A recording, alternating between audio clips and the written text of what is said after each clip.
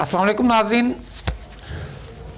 आज का जो ख़ास प्रोग्राम है, जैसे आप सब जानते हैं, कोरोना वायरस की अगर हम बात कर रहे थे कोविड-19 की, और ये कहीं ना कहीं रिसाइकल फिर इसका शुरू हुआ है। और इस अभी जो हाल की हम बात करें तो इसमें काफ़ी केस जो हैं वो पॉजिटिव आ रहे हैं। तो इसी सिलसिले में आज हम बात करेंगे अवेयरनेस की, कि लोगों को कैसे ध्यान रखना है, इस चीज़ से कैसे बचना है।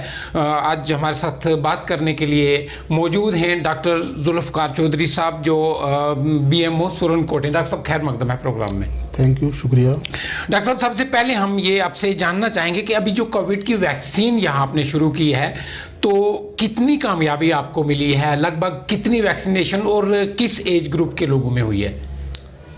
देखिए, मैं कोविड-19 की जो हमारा सिनेरियो है उसके बारे में बात करूँगा। तो कोविड वैक्सीन जो है उसका एक पार्ट है। हमारी 3 चीज़ें बहुत इम्पॉर्टेंट हैं। पहला नंबर, इस कोविड के वैक्सीन डिज़ीज़ का जो चैन तोड़ने के लिए सबसे इम्पॉर्टेंट पहली चीज़ जो है वो हमारे सैम्पलिंग है, ट्रेसिंग, ट्रैकिंग एंड ट्रीटमेंट। तो सैम्पलिंग जो है वो भी हमारी ठीक ठाक चल रही है।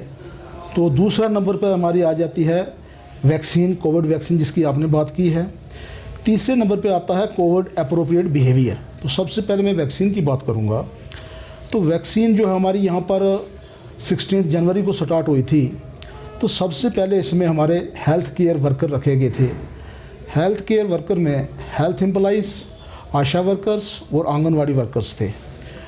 उनका बड़ा अच्छा रिस्पांस आया। शुरू में थोड़ी सी आंगनवाड़ी वर्कर की तरफ से हिचकिचाहट थी, लेकिन आज की डेट में हमारे पास हेल्थ वर्कर जो हैं वो 97% अचीवमेंट हो गई हुई है। 3% वही लोग रहे हैं जिनको नहीं लगानी थी, जैसे कोई प्रेग्नेंट है या कोई ऐसी चीज़ है। उसके अलावा आशा वर्कर्स की भी हमारी जो है वो 90% अचीवमेंट हो गई। उसमें भी वही लोग रह रहे हैं जिनको हमें नहीं लगानी थी। और जो हमारी आंगनवाड़ी वर्कर हैं, इनका पहले में काफ़ी हिचकिचाहट थी, लेकिन जब हमारे DC साहब ने भी इंटरफेरेंस किया इसमें, और ख़ासकर हमारे यहाँ पर CDPO साहब हैं नसार साहब, उन्होंने बहुत एक्टिवली रोल प्ले किया। उनके सुपरवाइज़र लगे और आंगनवाड़ी वर्कर्स को भी काफ़ी हद तक हमने कवर कर लिया। इस वक्त उनकी फिगर भी जो है वो 95% कवरेज हो गया। सेकंड जो हमारा ग्रुप स्टार्ट हुआ तो फ्रंट लाइन वर्कर था। फ्रंट लाइन वर्कर में ऑल बेल्ट फोर्सेस के लोग, रेवेन्यू डिपार्टमेंट और म्यूनसिपलिटी डिपार्टमेंट, और बाद में उसमें PRIs को उसमें एंटर किया गया था, जो हमारे सरपंच और पंच हजरात हैं। तो बेल्ट फोर्स का तो हमें 100% रिस्पॉन्स आया, बहुत अच्छा उन्होंने वैक्सीन करवाया। रेवेन्यू डिपार्टमेंट की भी हमारी को 70% प्लस है। थोड़ा सा हमारे नियाबत के लोग रह रहे हैं, बखलियाज के और इसके हाड़ी मड़ोट के। तो उसके बाद म्यूनसिपलिटी का हमारा ठीक है, 70-80% हमारी वैक्सीन हो गई। हमें रिस्पांस नहीं जो आई तो हमारी PRI से रिस्पांस नहीं आई। जो हमारे पंच और सरपंच हजरात जिस तरीके से उनको आना चाहिए था, हमारे कल तक भी उनकी 14% रिस्पांस थी अभी तक। जबकि उनका स्टार्ट हुआ था हमारा ये 6 फरवरी को स्टार्ट हुआ था। 1 महीना भी गुजर जाने के बाद PRI से हमें कम रिस्पांस आई। उसमें DC साहब ने भी कुछ स्ट्रिंजेंट एक्शन लिए हैं। 2-3 दिन पहले हमारे कोविड रिव्यू और मीटिंग DC साहब ने ली थी। उसमें BDO हजरात को भी कहा कि आप थ्रू पंचायत सेक्रेटरी इन लोगों को बुलाएं। मैंने भी 2-3 बार BDO साहब को कहा कि आप पंच सरपंच हजरात को बुलाइए, मैं आपको आगे वहाँ पर इस चीज़ के बारे में अवेयरनेस दूँगा। अगर उनको कोई खदशात है वो हम दूर करेंगे। तो इस वक्त ओवरऑल जो है तीसरा ग्रुप जो हमारा स्टार्ट हुआ है वो है अबव 60 ईयर्स और अबव 45 टू 59 ईयर्स। वो लोग जो डिजीज़ वाले हैं, वो कहते हैं कोमॉर्बिडिटीज़। कोमॉर्बिडिटीज़ में सारे आ जाते हैं, जैसे कोई डायबिटीज़ का पेशेंट है, हाइपरटेंशन का पेशेंट है, कैंसर का पेशेंट है, फालज वाला पेशेंट है, क्रोनिक कोई जोड़ों के दर्द का बंदा बेड रिडन पड़ा हुआ है। तो इन लोगों को पहले लेने का मतलब यही था कि ये लोग एट रिस्क हैं, तो लिहाजा इनको भी गवर्नमेंट ने रखा। तो इस वक्त हमारी उसकी भी रिस्पांस अच्छी चल रही है। जो हमारे सीनियर सिटीज़न अबव 60 ईयर थे या डिजीज़ वाले थे, इसमें लोगों ने काफ़ी बढ़ चढ़ कर रोल प्ले किया। हमारा डेली यहाँ पर 80 to 100 लोग जो आ रहे हैं। तो इस वक्त मेरी सोनकोट ब्लॉक की मैं बात करूँ तो मेरा कम से कम 3800 डोज लग चुका है, और फर्स्ट डोज़ का, और सेकंड डोज भी जो है हमारा वो इस वक्त तक 2500-2600 डोज हो चुका है।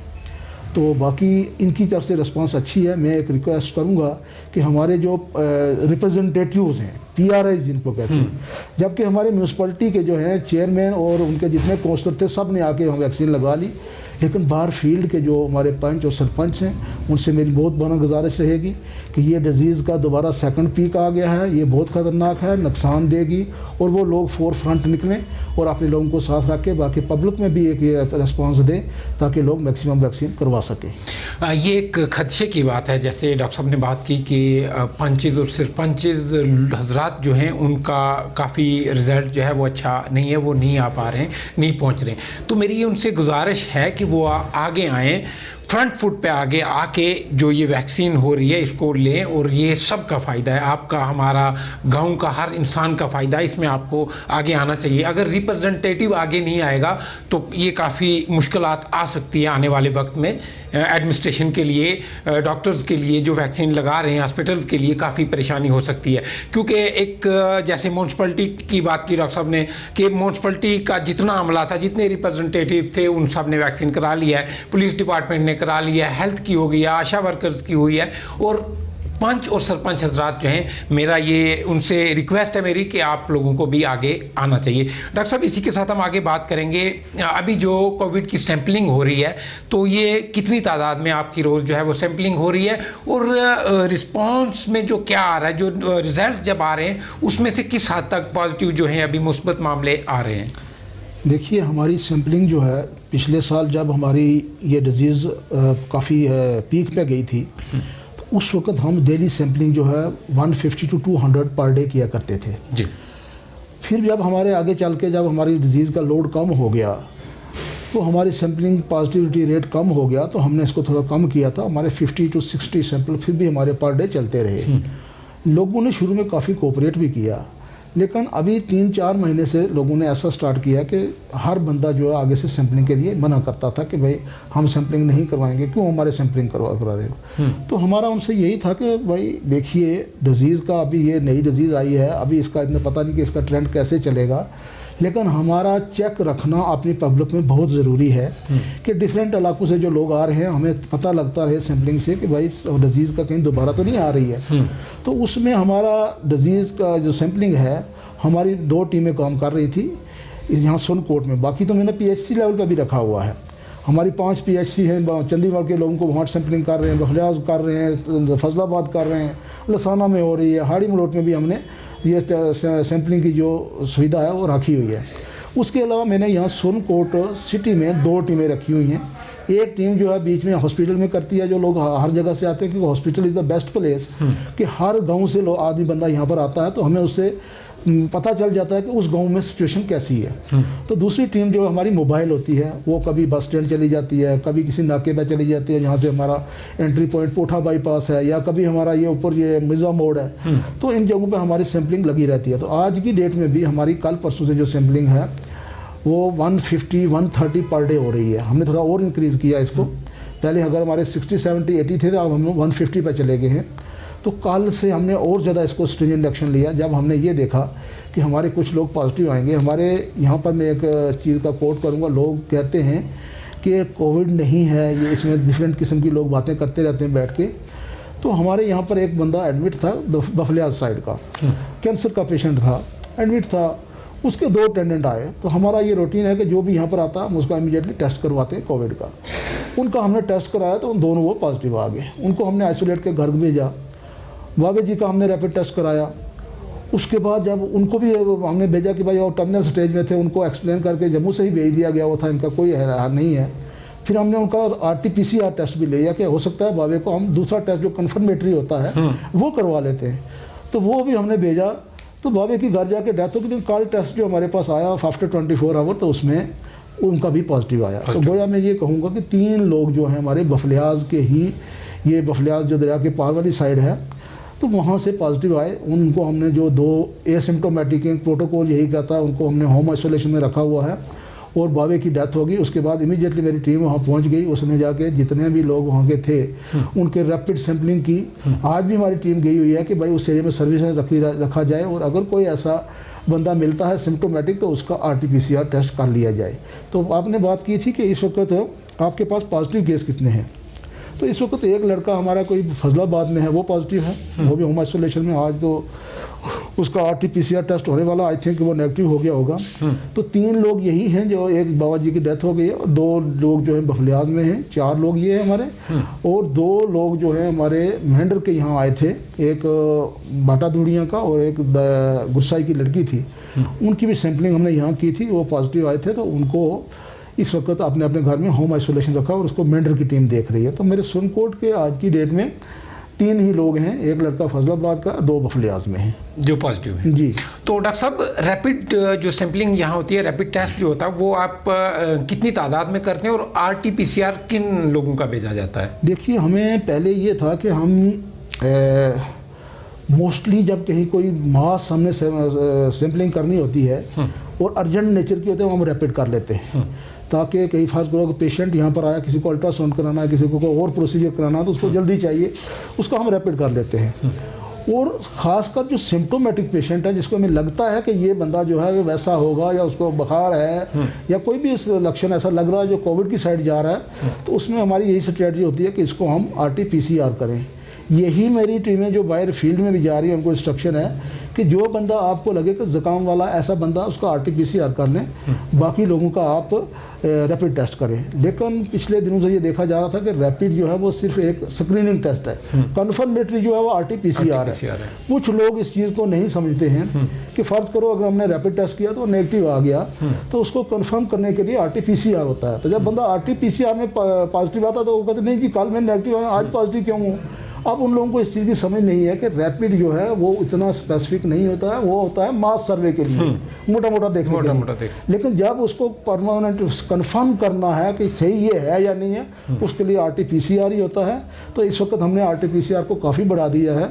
कल भी मेरे जो है 97 सैंपल जो है RT-PCR के गए हैं। आज भी हम ज़्यादा मैक्सिमम RT-PCR कर रहे हैं, रैपिड उसी को कर रहे हैं जिसकी कोई इमरजेंसी टाइप है।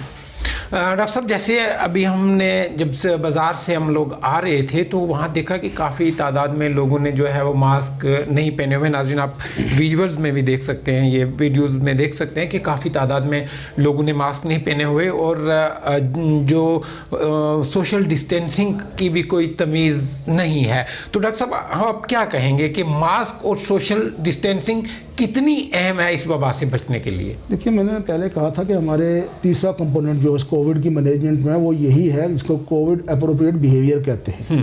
उसमें ये 3 चीज़ें आती हैं जो जनाब ने अभी कही हैं। नंबर पहला, सोशल डिस्टेंसिंग बहुत बहुत बहुत ज़रूरी है। लोगों ने इस वक्त, ये हमारा रमज़ान भी आ रहा, तो लोगों ने क्या कोशिश किया कि हम मैक्सिमम शादियां जो हैं हम कर लें रमज़ान से पहले, और वो इस चीज़ का एहतियात नहीं रखते कि प्रोटोकॉल क्या क्या रहा है कि हमें शादी में अगर लोग बुलाने हैं कम से कम करके हम अपने आप को बचाएं। इस वक्त सिचुएशन ऐसी है, ना जाने कौन सा बंदा पॉजिटिव हो, और वो जब हम बुलाएंगे तो कितने लोगों और को वो सैंपल दे देगा अपना इन्फेक्शन। तो ये तो मैं भी देख रहा हूँ कि भाई हम मना भी कर रहे हैं, प्रोटोकॉल भी गवर्नमेंट की तरफ से भी जारी हो गया है, DC साहब ने भी सारे SOPs निकाल दिए हैं, लेकिन फिर भी पब्लिक जो है किसी न किसी लेवल पर इस चीज़ को कोऑपरेट नहीं कर रही है। अभी एडमिनिस्ट्रेशन ने बड़ा सख्ती से लिया है। परसों जो हमारी यहाँ ब्लॉक टास्क फोर्स मीटिंग हुई थी, जिसमें SDM साहब थे, SDPO साहब थे, बाकी हमारे मेंबर थे, हम सब ने डिसाइड किया और कल से उसने काफ़ी सख्ती से लिया है। जैसे कल मास्क पे पुलिस ने काफ़ी लोगों को यहाँ पर कहा, 2 दिन मेरी गाड़ी एडवर्टाइजमेंट करती रही लोगों के लिए कि भाई आप मास्क पहनिए, आप टेस्ट करवाइए। कोविड का जो दोबारा हमारा जो ग्राफ अब ऊपर जा रहा है, तो हमारे बीच में लोग हैं, आप हमारे साथ कोऑपरेट करें, सैम्पलिंग करवाएं। तो ये हमारी एक्टिविटी बड़ी विगरसली चल रही है, और कल से और ज़्यादा सख्ती हो गई है इस मास्क के को लेकर। लेकिन फिर भी हमारे कुछ नौजवान ऐसे हैं जो अपनी उस चीज़ को नहीं समझते हैं, और कुछ पढ़े लिखे लोग मैंने देखे हैं जो कि इस चीज़ को फॉलो नहीं कर रहे। अगर हमने वैक्सीन लगा भी लिया, देखिए मेरे दोनों डोज लग चुके हैं, लेकिन फिर भी मैंने मास्क डाला हुआ है, क्योंकि मुझे पता है कि कोविड अप्रोप्रिएट बिहेवियर में ज़रूरी है कि मास्क हमें डालना ही डालना है। तो लिहाजा मेरी पब्लिक से गुजारिश रहेगी कि आप हमारे भाई हैं, आप हमारे दुश्मन नहीं हैं, हम आपकी सेफ्टी के लिए कह रहे हैं। अगर आपका ये हाल रहा तो आप लोगों को पता है कि लास्ट टाइम भी हमारे यहाँ पर जब रेड जोन लगा था तो लोगों की क्या हालत हुई थी। तो अगर ये हालत लोग कोऑपरेट नहीं करेंगे तो फिर यहाँ दोबारा चांसेस हैं रेड जोन लगने के। यहाँ पर लॉकडाउन होगा, हर बंदा सफ़र करेगा, तो क्यों ना हम ऐसा करें कि जो हमारे लोग, पहले तो हम कोशिश ये करें कि आज हर फैसिलिटी जो है छोटे छोटे टाउन में अवेलेबल है, चाहे वो चंदीमार लेना, चाहे आप हाड़ी में रोड लें, दूर दराज के इलाके, तो किस लिए आप खाम में अननेसेसरी आप सुनकोट में ही सारे दौड़ रहे हो? वहाँ से सर्विस ले लीजिए। हाँ, कोई अगर डायर ऐसी चीज़ जो वहाँ पर अवेलेबल नहीं है, उसके लिए बड़े कम लोग आएँ। और जब खासकर आप गाड़ियों में सफ़र करते हैं वहाँ भी आप मास्क रखें, और वहाँ पर गाड़ियों में भी डिस्टेंसिंग का वक्फा रखें। खासकर इस चीज़ का ख्याल रखें कि कोई बंदा अगर सिम्टोमेटिक आपको मिल रहा है तो उससे अपने आप को एहतियात करें। तो सोशल डिस्टेंसिंग बहुत इंपॉर्टेंट है। मास्क पहनना बहुत इंपॉर्टेंट है, क्योंकि ये वायरस जो है मोस्टली ये नाक के ज़रिए, सांस के ज़रिए हमारे अंदर जिसमें जाता है। अगर हमने मास्क डाला होगा तो बहुत कम चांसेस हो जाते हैं मास्क को अंदर, वायरस को अंदर जाने के। इसी तरह हमारे हैंड सैनिटाइजेशन बहुत इंपॉर्टेंट है। ज़रूरी नहीं कि आप कॉस्टली सैनिटाइज़र ही ख़रीद के रखें। आप पहले तो कोशिश ये करें कि हर जगह को फजूल में टच मत करें। जैसे किसी कमरे में जा रहे हो, वहाँ पर जो उसका हैंडल है दरवाजे का, उसको टच करने के बजाय पैर से खोल दें। तो बाकी भी आप गाड़ी में बैठ रहे हैं, आगे गाड़ी के सीट के वो होता है डंडा सा सपोर्ट के लिए, उसको हाथ मत लगाइए। गाड़ी में चढ़ते हुए आप एहतियात रखें।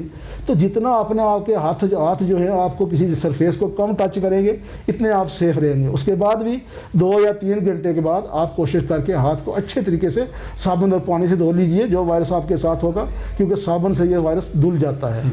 तो ये 3 चीज़ें जो हैं कोविड अप्रोप्रिएट बिहेवियर में, नंबर 1 सोशल डिस्टेंसिंग, 2 गज की दूरी, नंबर 2 फेस मास्क, और नंबर 3 जो है हैंड सैनिटाइजेशन न्यूट्रियल। चौथी चीज़ इंपॉर्टेंट है, जो हमारे आम लोगों की कुछ आदत भी होती है, जहाँ मर्जी आप वहीं थूक देते हैं। ये एक बड़ी बुरी आदत है। इसके लिए तो ऐसा पेनल्टी भी रखी हुई है कि अगर कोई कहीं पे थूकता पाया जाए या कोई मास्क ना पहना हो तो गवर्नमेंट की SOP के तहत 500 रुपया जुर्माना उस बंदे को ऑन स्पॉट किया जाएगा। तो हम अभी 2 दिन देख रहे थे, लोगों को अवेयरनेस करवा रहे थे कि हमारे इनोसेंट लोग हैं, शायद इनको पता नहीं है।